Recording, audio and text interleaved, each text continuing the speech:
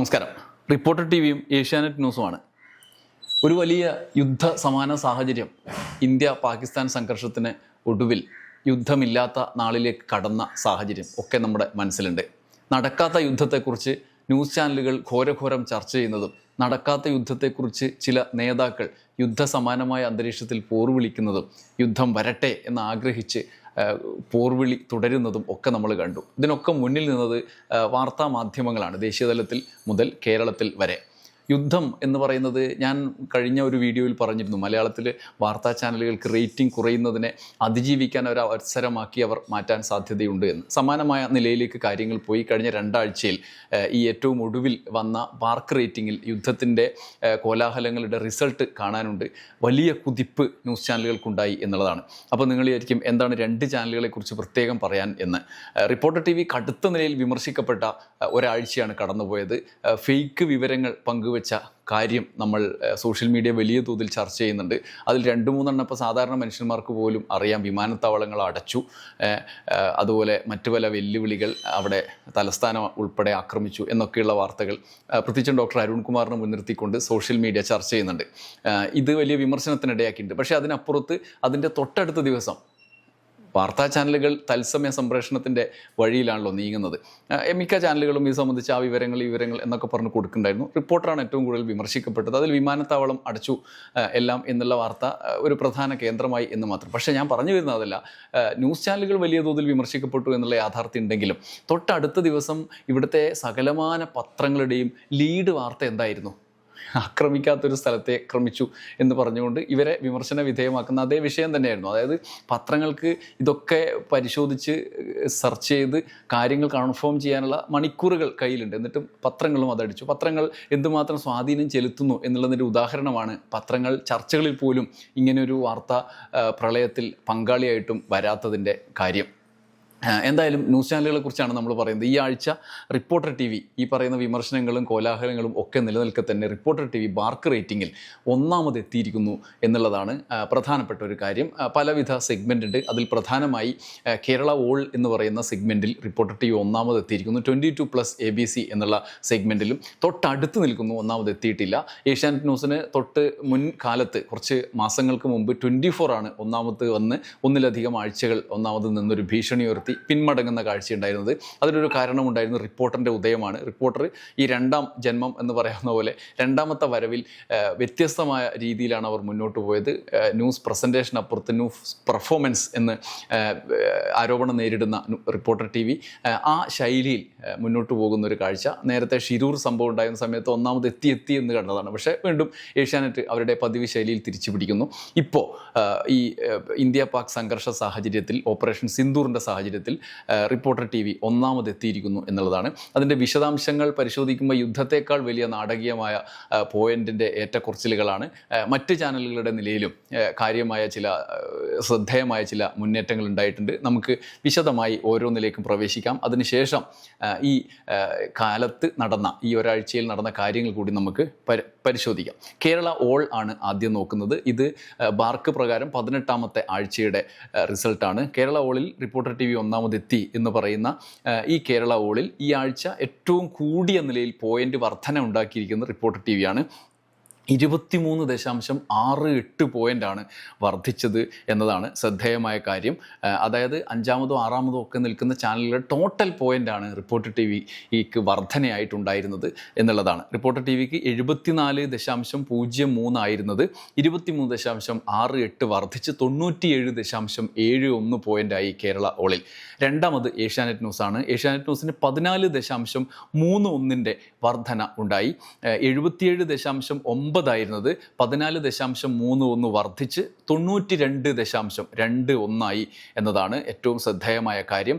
5 പോയിൻ്റോളം വ്യത്യാസമാണ് ഉണ്ടായിരിക്കുന്നത്. അതായത് 2ാമത് ഉണ്ടായിരുന്ന ചാനൽ 1ാമത് എത്തി എന്ന് മാത്രമല്ല, 1ാമത് ഉണ്ടായിരുന്ന ചാനലിനെ 2ാമത് തള്ളി അവരെക്കാൾ 5 പോയിൻ്റോളം അധികം നേടുകയും ചെയ്തു എന്നുള്ളതാണ്. ചെറിയ പോയിൻ്റൊന്നുമല്ല, 5 പോയിൻ്റോളം അധികം നേടി എന്നുള്ളതാണ് ഈ മുന്നേറ്റത്തിൻ്റെ റിപ്പോർട്ടർ ടി വിയെ സംബന്ധിച്ച് വലിയ പ്രസക്തി ഉണ്ടാക്കുന്ന ഒരു കാര്യം. 3ാമത് 24 ആണ്. 24നും കാര്യമായ മുന്നേറ്റം ഉണ്ടായി. 13.47 പോയിന്റ് അവർ വർദ്ധിപ്പിച്ചു. 57.8 83 ആയിരുന്നത് 13.47 വർദ്ധിച്ച് 71.3 പോയിൻ്റായി എന്നുള്ളതാണ്. 20 പോയിൻ്റോളം, ഏകദേശം 19നും 20നും ഇടയിൽ പോയിൻ്റ് റിപ്പോർട്ടർ ടി വിയെ തുടർന്ന് രണ്ടാമതെത്തിയ ഏഷ്യാനെറ്റ് ന്യൂസുമായി 24-ന് ഉണ്ട്. എങ്കിലും 24-ൻ്റെ മുന്നേറ്റം കാണാതിരുന്നുകൂടാ. നാലാമത് മനോരമ ന്യൂസാണ്. മനോരമയ്ക്ക് 4.03-ൻ്റെ വർധന. 32.22 ആയിരുന്നത് 36.25 വർദ്ധിച്ചു. അഞ്ചാമത് മാതൃഭൂമി ന്യൂസാണ്. 5.07 വർധന. 29.42 ആയിരുന്നത് 34.49 വർദ്ധിച്ചു. ആറാമത് ന്യൂസ് മലയാളം 24/7 തുടരുകയാണ്. 0.79 പോയിന്റിന്റെ വർധന ന്യൂസ് മലയാളം 24/7 രേഖപ്പെടുത്തി. 25.51 ആയിരുന്നത് 0.79 വർദ്ധിച്ച് 26.3 നടക്കാത്ത യുദ്ധത്തെക്കുറിച്ച് ചാനലുകൾ ഘോരഘോരം പ്രസംഗിച്ച സാഹചര്യത്തെ കുറച്ചൊക്കെ സംയമനത്തോടെ റിപ്പോർട്ട് ചെയ്ത ഒരു ചാനൽ ന്യൂസ് മലയാളം 24/7 ആണ്. അതുകൊണ്ട് തന്നെ അവർക്ക് ഈ ആവേശ പൂരക്കാഴ്ച കാണാൻ ആളുകൾ എത്തിയില്ല എന്നുള്ളതാണ് മാർക്ക് റേറ്റിംഗിനെ സംബന്ധിച്ച് ഉള്ള കാര്യം. ഏഴാമത് ജനം ടി വി ആണ്. ജനം ടി വിക്ക് 3.23-ൻ്റെ വർധന ഉണ്ടായി. 22.62 ആയിരുന്നത് 25.85 എട്ടാമത് കൈരളി ന്യൂസാണ്. 0.67-ൻ്റെ വർധന മാത്രമാണ് കൈരളി ന്യൂസിന് ഉണ്ടായത്. 13.91 ആയിരുന്നത് 14.58 വർദ്ധിച്ചു. ഒമ്പതാമത് ന്യൂസ് 18 കേരളം ആണ്. 2.18-ൻ്റെ വർധന അവർക്കുണ്ടായി. 11.59 ആയിരുന്നത് 13.77 പത്താമത് മീഡിയ വൺ ടി വി ആണ്. മീഡിയ വണ്ണിന് 0.69-ൻ്റെ വർധന രേഖപ്പെടുത്തി. 6.2 പോയിൻ്റ് ആയിരുന്നത് 6.89 പോയിൻ്റായി. അങ്ങനെയാണ് 10 ചാനലുകൾ കേരള ഓളിൻ്റെ സ്ഥിതിവിവര കണക്കിൽ ഉള്ളത്. ഇനി മെയിൽ 22+ ABC കൂടി നമുക്ക് നോക്കാം. അവിടെ ഏഷ്യാനെറ്റ് ന്യൂസ് തന്നെ ഒന്നാമത് നിലനിർത്തിയിട്ടുണ്ട് അവരുടെ സ്ഥാനം. പക്ഷേ പോയിന്റ് നില ശ്രദ്ധേയമായ മുന്നേറ്റം റിപ്പോർട്ടർ ടി വി ഉണ്ടാക്കിയിട്ടുണ്ട്. ആകെ വർധനയുടെ ഏറ്റവും കൂടിയ വർധന റിപ്പോർട്ടർ ടി വിക്ക് തന്നെയാണ് മെയിൽ 22+ ABCയിൽ ഉണ്ടാക്കിയത്. പക്ഷേ ഒന്നാമതെത്താൻ, രണ്ടാമതേക്ക് ഏഷ്യാനെറ്റിനെ തള്ളിക്കളയാൻ അവർക്ക് കഴിഞ്ഞില്ല. അവിടെ ഏഷ്യാനെറ്റ് ന്യൂസ് ഒന്നാം സ്ഥാനത്ത് തന്നെ തുടരുകയാണ്. ഏഷ്യാനെറ്റ് ന്യൂസിൻ്റെ പോയിന്റ് നില 17.69-ൻ്റെ വർധന രേഖപ്പെടുത്തി. 128.56 വർദ്ധിച്ചു ഏഷ്യാനെറ്റ് ന്യൂസിന്. രണ്ടാമത് റിപ്പോർട്ടർ ടി വിക്ക് പറഞ്ഞ പോലെ 29.27-ൻ്റെ വർധന. 96.08 ആയിരുന്നത് 125.35 വർദ്ധിച്ചു എന്നുള്ളതാണ്. അതായത് വെറും 3 പോയിന്റിന്റെ വ്യത്യാസത്തിലാണ് റിപ്പോർട്ടർ ടി വി രണ്ടാമത് നിൽക്കുന്നത്. മൂന്നാമത് 24 ആണ്. 24-ന് 15.09-ൻ്റെ വർധനയുണ്ടായി. 77.05 ആയിരുന്നത് 92.14 വർദ്ധിച്ചു. മനോരമ ന്യൂസ് നാലാമത്. 5.01-ൻ്റെ വർധന. 46.82 ആയിരുന്നത് 5.01 വർദ്ധിച്ച് 51.83 മനോരമയ്ക്ക്. അഞ്ചാമത് മാതൃഭൂമി ന്യൂസ്. 7.13-ൻ്റെ വർധന. 40.18 ആയിരുന്നത് 47.31 മാതൃഭൂമി അഞ്ചാമത് അങ്ങനെ സ്ഥാനം നിലനിർത്തി.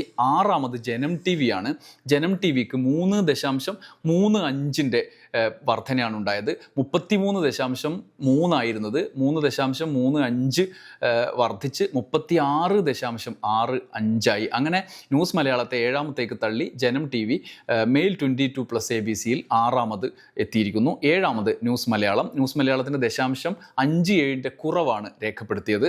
32.11 ആയിരുന്നത് 31.54 എട്ടാമത് കൈരളി ന്യൂസാണ്. 0.03-ൻ്റെ വർധന. 21.31 ആയിരുന്നത് 21.34 വർദ്ധിച്ചു.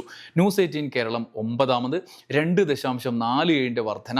14.66 ആയിരുന്നത് 17.13 മീഡിയ വൺ പത്താമത്. 0.51-ൻ്റെ വർധന. 8.74 ആയിരുന്നത് 9.25 അങ്ങനെ മീഡിയ വൺ 10-ാം സ്ഥാനത്ത് നിൽക്കുന്നു മെയിൽ 22+ ABCയിൽ. ഈ ആഴ്ച 2 സെഗ്മെൻറ്റും പരിശോധിക്കുമ്പോൾ ശ്രദ്ധേയമായ കാര്യം റിപ്പോർട്ടർ ടി വിയുടെ മുന്നേറ്റമാണ്. ഏഷ്യാനെറ്റ് ന്യൂസിന് രണ്ടാമതെത്തുന്ന ഒരു സെഗ്മെൻ്റ് ഉണ്ട്. രണ്ടാമത്തെ സെഗ്മെൻറ്റിൽ തൊട്ടടുത്ത് ഒന്നാമത് നിൽക്കുമ്പോഴും ഭീഷണിയായി റിപ്പോർട്ടർ ടി വി ഇരിക്കുന്നു എന്നുള്ളതാണ്. ആകെ നമുക്ക് കാര്യങ്ങൾ വിലയിരുത്തുമ്പോൾ മനസ്സിലാവുന്നത് ദേശീയ മാധ്യമ രംഗത്തൊക്കെ കഴിഞ്ഞ കുറേ കാലമായി ദേശീയത മുൻനിർത്തിക്കൊണ്ടുള്ള ചില മാധ്യമ ചർച്ചകളിലൂടെ വഴി മാറി നടക്കുന്ന മാധ്യമങ്ങളുടെ കാലം, ഗോദി മീഡിയ എന്നൊക്കെ പലരും വിമർശിക്കുന്ന സാഹചര്യം ഒക്കെ ഉള്ളതാണ്. നടക്കാത്ത യുദ്ധത്തെ യുദ്ധം എന്ന് വിളിച്ചുകൊണ്ട് തന്നെ 1.5 ആഴ്ചയോളം കൊണ്ടാടിയ മാധ്യമങ്ങളുടെ ചിത്രം ദേശീയതലത്തിൽ വലിയ തോതിൽ ചർച്ചയ്ക്കൊന്നും ഇടയാക്കുന്നില്ല ഇപ്പം. കാരണം അവിടെ അതൊരു ശീലമായി മാറി. അതേസമയം കേരളത്തിലേക്ക് അത്തരം ഒരു ശൈലി കടന്നു വരുന്ന ഒരു അസാധാരണമായ കാഴ്ച ഈ 2 ആഴ്ചക്കിടയിൽ നമ്മൾ കണ്ടു. മാധ്യമങ്ങൾ ഇല്ലാത്ത വാർത്തകൾ നൽകിക്കൊണ്ടും ഒരു വ്യാജ ബോധത്തിലേക്ക് നമ്മളെ പറഞ്ഞ് അയച്ചുകൊണ്ടും ഉള്ള ചർച്ചകളും ആവേശമുണർത്തും വിധത്തിലുള്ള ക്രിക്കറ്റ് കളി പോലെ റിപ്പോർട്ട് ചെയ്യുന്ന 2 രാജ്യങ്ങൾ തമ്മിലുള്ള സംഘർഷത്തെയുമാണ് നമ്മൾ കാണിച്ചു തന്നത്. അതിലേക്ക് ദേശസ്നേഹം കൂടി ലേശം അരച്ചു കലക്കി ഒഴിക്കുകയും ചെയ്തു. മാത്രമല്ല, അങ്ങനെയുള്ള കാര്യങ്ങൾ ഇനി ഫേക്കാണെങ്കിലും അത് ഫേക്കാണ് എന്ന് ചൂണ്ടിക്കാണിക്കുന്നവർ രാജ്യദ്രോഹിയാവുന്ന അവസ്ഥ പോലും ഉണ്ട്. യഥാർത്ഥത്തിൽ വിലയിരുത്തപ്പെടുന്ന ഏറ്റവും പ്രധാനപ്പെട്ട കാര്യം പാകിസ്ഥാൻ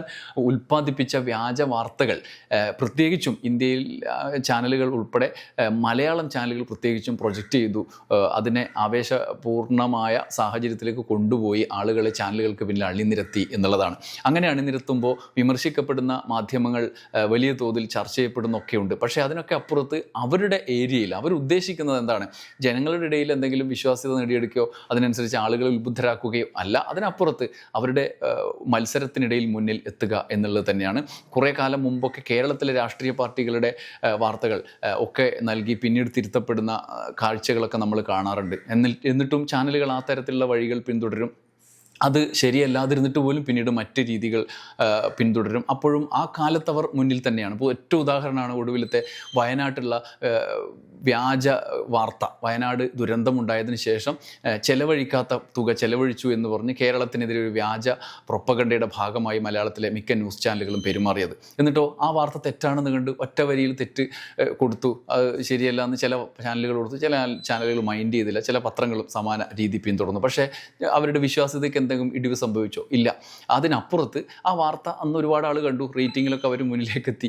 പക്ഷേ യാഥാർത്ഥ്യം അതല്ല എന്നുള്ളൊരു വസ്തുത കൂടി ഇവിടെ വരികയാണ്. സമാന നിലയിൽ ദേശസ്നേഹവുമായി ബന്ധപ്പെട്ട, ദേശീയതയുമായി ബന്ധപ്പെട്ട ഒരു പ്രശ്നത്തെ കൂടി അവർ കൈകാര്യം ചെയ്യുകയാണ്.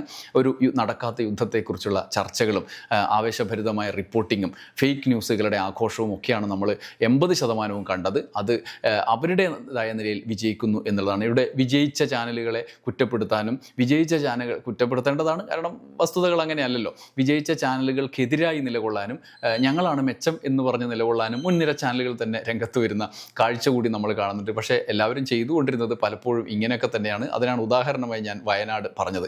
എന്നിട്ട് മത്സരത്തിൽ വിജയിക്കുമ്പോൾ തലയുയർത്തി നിന്നുകൊണ്ട് ഇതാ ഞങ്ങൾ വിജയിച്ചു എന്ന് പറയുന്നത്. ഇതിൽ അടിസ്ഥാനപരമായി ഞാൻ ഉന്നയിക്കുന്ന വിയോജിപ്പ് ഇതൊക്കെ ശരിയാണ്. ഇങ്ങനെയൊക്കെയുള്ള അവരുടെ മേഖലയിൽ അവർ മുന്നോട്ട് വരുന്നുണ്ട്. പക്ഷേ ജനങ്ങൾ ഇത് കാണുന്നു എന്നുള്ളത് വാസ്തവമാണ്. ആ സമയത്ത് ആവേശമുണ്ടാക്കുന്ന നിലയിൽ കാണുന്നു എന്നുള്ളത് വാസ്തവവുമാണ്. പക്ഷേ പിന്നീട് ഇത് തിരിച്ചറിയുന്നു, അത് ശരിയല്ല എന്ന് മനസ്സിലാക്കുന്നു എന്നുള്ള യാഥാർത്ഥ്യം അവിടെയുണ്ട്. പക്ഷേ അത് കഴിഞ്ഞ് വീണ്ടും മറ്റൊരു വിഷയം വരുമ്പോഴും സമാന സാഹചര്യത്തിലേക്കാണ് പോവുക. അതുകൊണ്ട് പറയുന്ന ആൾക്ക് ഇത് വിലയിരുത്തി വാസ്തവമല്ല എന്ന് പറഞ്ഞതിൻ്റെ സംതൃപ്തി ഒരു ഭാഗത്ത്, ചാനലുകൾക്ക് അങ്ങനെ ഫേക്ക് ആണെങ്കിലും അല്ലെങ്കിൽ വ്യാജമായ നെറേറ്റീവ് ആണെങ്കിലും അത് അവതരിപ്പിച്ച് ആളുകളുടെ പിന്തുണ അല്ലെങ്കിൽ മാർക്ക് റേറ്റിംഗിൽ മുന്നിലെത്തി എന്നുള്ള സംതൃപ്തി ഒരു ഭാഗത്ത്. മൊത്തത്തിൽ ഇങ്ങനെ എല്ലാവർക്കും ഒരു സംതൃപ്തി കിട്ടുന്ന പരിപാടിയായി ഇത് മാറുകയാണ്. എവിടെ ചെന്ന് എത്തുമെന്ന് നമുക്കറിയില്ല ഇനി. പക്ഷേ ആത്യന്തികമായി ഇതിൽ ഒരു തിരിച്ചറിവിനുള്ള അവസരമായി നമ്മൾ കാണണം എന്നാണ് എനിക്ക് തോന്നുന്നത്.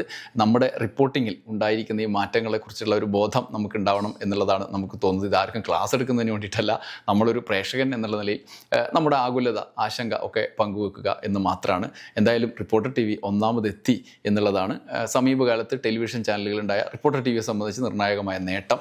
അത് ഈ വീഡിയോയിൽ പങ്കുവെക്കുകയാണ്. 24 വലിയ നിലയിലുള്ള മുന്നേറ്റം ഉണ്ടാക്കി മുന്നോട്ട് പോയെങ്കിലും അവർക്ക് പിടിച്ചു നിൽക്കാനായില്ല ഏഷ്യാനെറ്റിന് മുമ്പിൽ. ഇപ്പോൾ റിപ്പോർട്ടർ TV ആ ഒരു തരണം ചെയ്തതിന് ശേഷം ആ ഒരു കടമ്പയിലെത്തി നിൽക്കുകയാണ്.